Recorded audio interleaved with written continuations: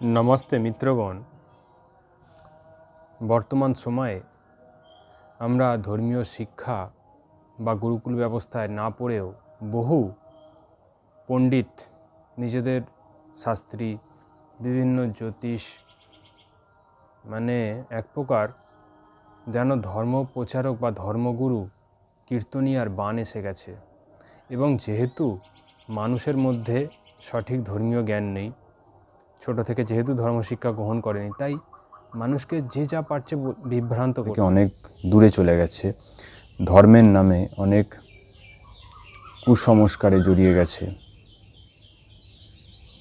তো এ থেকে বেরিয়ে আসা অনেক শক্ত ব্যাপার। তার সত্ত্বেও যারা ধর্মকে জানার জন্য কিংবা ধর্মের যে আমাদের জীবনযাত্রা কী হওয়া উচিত সেই সব বিষয়ে যারা জানার আগ্রহ প্রকাশ করছেন কিংবা জীবনে ধর্মকে কাজে লাগিয়ে জীবনকে অনেক উন্নত করা যায় এবং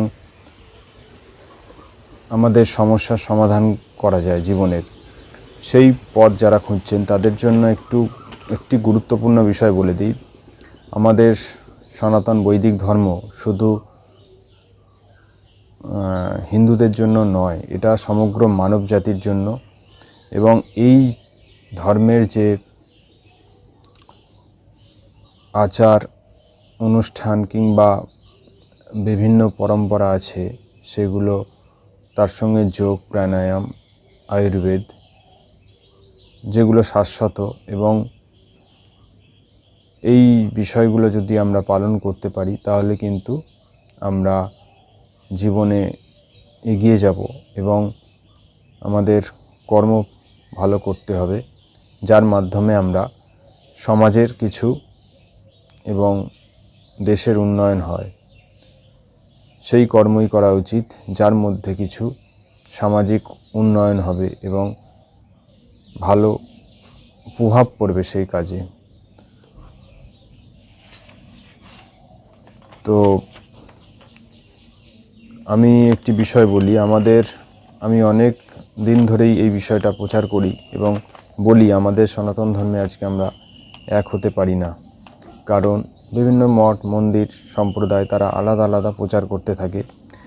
এবং যেহেতু ঈশ্বরের কি যদি ক্ষমতা থাকবে তার বউ কেন উঠিয়ে নিয়ে যাবে লোকে? আর আজকে যদি তার ক্ষমতা থাকবে তাহলে সমুদ্রের ধারে এসে কেন বললো না এখানে একটি সেতু হয়ে যা, সুমন্তর একটা সেতু হয়ে যা? হলো না। লোক লস্কর জুটিয়ে এনে পাথর ফেল, গাছ ফেল, বালি ফেল, মাটি ফেল, এই বলে সেতু বানাতে হলো। শ্রী ঠাকুর হচ্ছেন অল ইন ওয়ান, একের মধ্যে সব।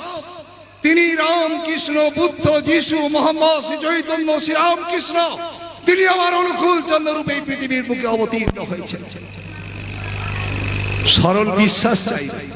আমার গুরু শ্রী শ্রী ঠাকুর অনুকূল চন্দ্র, তিনি রাম, তিনি কৃষ্ণ, তিনি বুদ্ধ, তিনি যিশু, তিনি হাজারাত রাসূল, তিনি চৈতন্য মহাপ্রভু, তিনি শ্রী রামকৃষ্ণ, তিনি আমার অনুকূল চন্দ্র রূপে আবির্ভূত হয়েছেন। ওই একের মধ্যেই কৃষ্ণ পাবি, চৈতন্য পাবি। আমি কোরআনের অনুগামী, আমি বেদ মানি না, আমি বেদ মানি না। তাতে কি আসে যায়? কারণ আমি হিন্দু নই, আমি বৈষ্ণব, তাই আমি বৈষ্ণব সিদ্ধান্ত মানবো। ঠিক তেমনি আমি এই বৈষ্ণব সিদ্ধান্তগুলি মানি, আমি বেদের অন্যান্য সিদ্ধান্ত আমি মানি না। আপনাদের মতোই আমি। আপনারা যেমন বেদের সব সিদ্ধান্ত মানেন না, শুধু কোরআনটাকে মানেন, আমরাও বৈষ্ণব সিদ্ধান্ত মানি, অন্য সিদ্ধান্ত মানি না। একই হয়ে গেল। যুক্তিসম্মত ভাবে আমরা হলাম বৈষ্ণব ধর্ম অবলম্বী। বৈষ্ণব শাস্ত্র যা বলে সেখান থেকে আমি উদ্ধৃতি দিয়েছি, আমার মন গড়া কিছু আমি বলিনি। বৈষ্ণব শাস্ত্রে সংস্কৃত শ্লোক থেকে আমি উদ্ধৃতি দিয়েছি। এখন উনি যদি বলেন সেই শ্লোকের সংখ্যা কম হোক না কম, আমার একটাও যদি শ্লোক আমি দেখাতে পারি, এমন নয় যে একটা শ্লোক আপনি 99টা শ্লোক ওই পক্ষে একটা শ্লোক, কিন্তু একটা শ্লোকের আমি যদি অনুগামী হই, আমি কোরআনের অনুগামী, আমি বেদ মানি না, তাতে কি আসে যায়? ঠিক তেমনি আমি এই বৈষ্ণব সিদ্ধান্তগুলি মানি, আমি বেদের অন্যান্য সিদ্ধান্ত আমি মানি না। আপনাদের মতোই আমি। আপনারা যেমন বেদের সব সিদ্ধান্ত মানেন না, শুধু কোরআনটাকে মানেন, আমরাও বৈষ্ণব সিদ্ধান্ত মানি, অন্য সিদ্ধান্ত মানি না। একই হয়ে গেল। আপনিও একটা এরিয়া ঠিক করেছেন যে আমি কোরআনের সিদ্ধান্ত মানবো, হাদিসের সিদ্ধান্ত মানবো। আমরাও ঠিক করেছি চৈতন্য মহাপ্রভুর সিদ্ধান্ত মানবো, বৈষ্ণব সিদ্ধান্তগুলি মানবো। এবং সেই সম্পর্কে শ্লোক আমি দেখিয়েছি। এখন আপনি বলতে পারেন অন্যান্য শ্লোকগুলি মানছেন না কেন? অন্যান্য শ্লোকগুলি আমার মানার দরকার নেই, কারণ আমি হিন্দু নই, আমি বৈষ্ণব, তাই আমি বৈষ্ণব সিদ্ধান্ত মানব। যেহেতু আমাদের বেদ ধর্মগ্রন্থ মূল, বেদ অখিল ধর্মমূলম, সেই বিষয়ে আমি যখন সাধারণ মানুষের থেকেও তাদের জানতে চেয়েছি ধর্মগ্রন্থের নাম, বেশিরভাগই মানুষ বলতে পারেনি। কেউ গীতা বলে, কেউ রামায়ণ বলে, কেউ ভগবত পুরাণ বলে। তো সেই বেদ বা আমাদের সনাতন ধর্মের মূল গ্রন্থ বেদ, এবং সেই বেদে ঈশ্বরের মুখ্য নাম ওম, এবং ওম নাম জপ করলে যে মানুষের মানসিক সমস্যা এবং রোগ নিরাময় হয় তারই প্রমাণ একটি আমি আপনাদের গবেষণা থেকে পড়ছি। সেখানে লন্ডনের একটি গবেষণা হয়েছিল, research and institute of neuroscience, professor J Morgan প্রায় 4000 পুরুষ ও মহিলার ওপর এই ওম নাম জপ করানো হয়। তাদের 70 থেকে 80% মানুষের রোগ 90% কমে গিয়েছিল। তো ভেবে দেখুন, আমরা বর্তমানে শরীরের সমস্যা হলে শুধু ওষুধ খেতে শুরু করে দিই, কিন্তু আমাদের ক্রনিক ডিসিজ যেগুলো হচ্ছে তার মধ্যে আমাদের মানসিক চিন্তা থেকেও অনেক রকম রোগ হয়, তার মধ্যে সুগার যেটা, এবং খাদ্যাভ্যাস। তো আপনারা ওম জপ করতে পারেন, এবং বেদেও বলা হচ্ছে ওম ক্রতস্বর ক্লীবেশ্বর, হে কর্মশীল মনুষ্য, তোমরা সামর্থ্যের জন্য ওমকে স্মরণ করো। এবং এই যে ওম, এটা গীতাতেও বলা হচ্ছে ওম ইতি একক্ষরম ব্রহ্ম ব্যাহানাম মাম অনুস্মরণম ইয়ে প্রায়তিতাজ্যম দেহম সয়তি পরম গতিম। অর্থাৎ হে অর্জুন, যে ওম এই পুরুষ অক্ষর রূপ ব্রহ্মকে উচ্চারণ করতে করতে তার অর্থসহ ব্রহ্মকে চিন্তন করে দেহত্যাগ করেন, সেই পরম পুরুষ গতিপ্রাপ্ত হন বা মুক্তি লাভ করে। এবং ওম এই যে শব্দ, এই শব্দটি 3টি অক্ষরের মিলনে তৈরি। অকার মানে হচ্ছে বিরাট, অগ্নি, বিশ্ব। উকার মানে হচ্ছে হিরণ্যগর্ভ, বায়ু, তৈজস। ম হচ্ছে ঈশ্বর, আদিত্য, প্রজ্ঞা।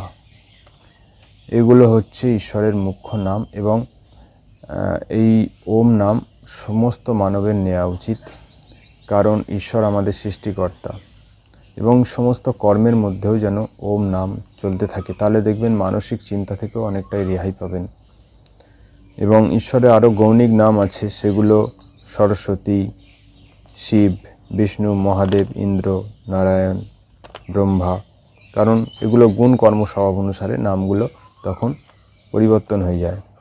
সরস্বতী ঈশ্বরেরই নাম। সর্ববিধি বিবিধং জ্ঞানং বিদ্যাতে ইয়স্যং চিত্ত সা সরস্বতী। যাহার বিবিধ বিজ্ঞান অর্থাৎ শব্দ সম্বন্ধ প্রয়োগের যথাযথ জ্ঞান আছে, সেই পরমেশ্বরের নাম সরস্বতী।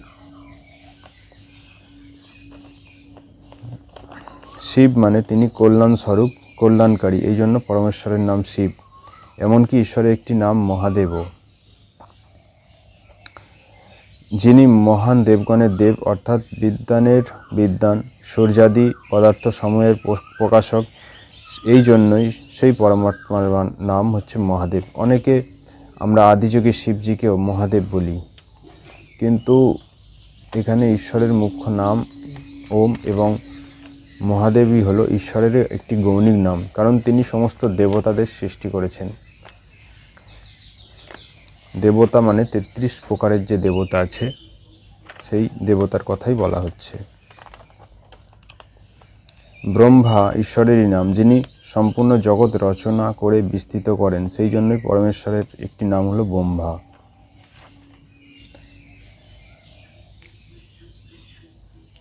এবং এই যে ওম নাম আপনারা সাধারণ আসনে বসেও করতে পারেন, যে কোনো সুখাসন কিংবা সিদ্ধাসনে। তো প্রথমে শ্বাস নেবেন,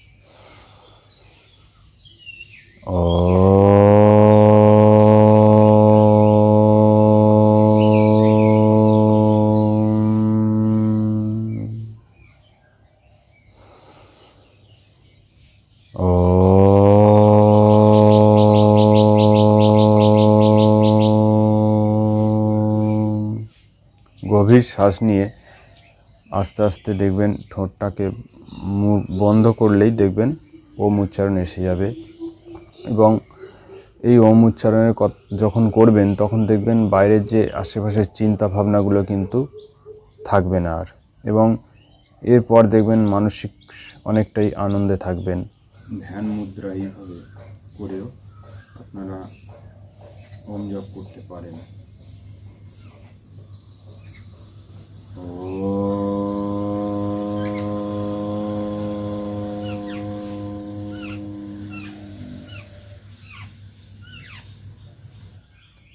তো দেখুন, যেগুলো আমাদের ঋষি পরম্পরায় দিয়ে গেছেন ওনারা, তাদের সেই পরম্পরা এবং তাদের দেখানো পথে আমাদের চলা উচিত। বেদও বলেছে সংগচ্ছদ্দং সংবদ্ধং সংবময়ংসি জানতম দেবভাগে যথাপূর্বে সংযাজন উপাসতে। তোমরা এক পথে চলো, একসঙ্গে তোমরা আলোচনা করো। পূর্বপুরুষেরা যেভাবে কর্তব্য কর্ম করেছিল তোমরাও সেই রকম কাজ করো। আর আমরা কিছু মানুষ বলি যে যারা বৈদিক প্রচার করে কিংবা ধরুন বলি প্রথার করি, তো মানে আমাদের যেগুলো পরবর্তীকালে এসেছে অনেক ধর্মীয় গোঁড়ামি বলুন, কুসংস্কার বলুন, সেগুলোকে আমরা আঁকড়ে ধরে আছি। এবং আজকের সমাজে যেহেতু গুরুকুল শিক্ষা নেই, তাই জন্য আমরা অনেক ধর্মের নামে ভুল কাজ করে চলেছি। যেগুলো থেকে আমরা যদি বেরিয়ে না আসতে পারি তাহলে কিন্তু আমরা নিজেদের ধর্মকে সারা বিশ্বের কাছে ছড়িয়ে দিতে পারবো না, এবং মানুষ আমাদের দিকে আঙুল তুলবে। সেই জন্যই আমি চেষ্টা করছি এই বিষয়ে মানুষকে সচেতন করা এবং আমাদের যেগুলো শুদ্ধ ধর্মের রূপ সেটাকে তুলে ধরা। সেই পথে আমাদের ফিরে আসতে হবে, না হলে কিন্তু আমাদের মানুষ ধর্ম থেকে মুখ ফিরিয়ে নেবে। এবং আমরা অন্যদের ধর্ম নিয়ে কি বলবো, নিজেরাই যদি ঠিক না থাকি, আগে নিজেদের ঘরটাকে ঠিক করা উচিত। তাই যেখানে অন্যায় হবে প্রতিবাদ করবেন, যেখানে বলি প্রথা হবে সেখানেও প্রতিবাদ করবেন, কারণ কোনো নিরপরাধ প্রাণী হত্যা বেদ স্বীকার করে না। বেদে প্রাণী হত্যা নিষেধ করা হয়েছে।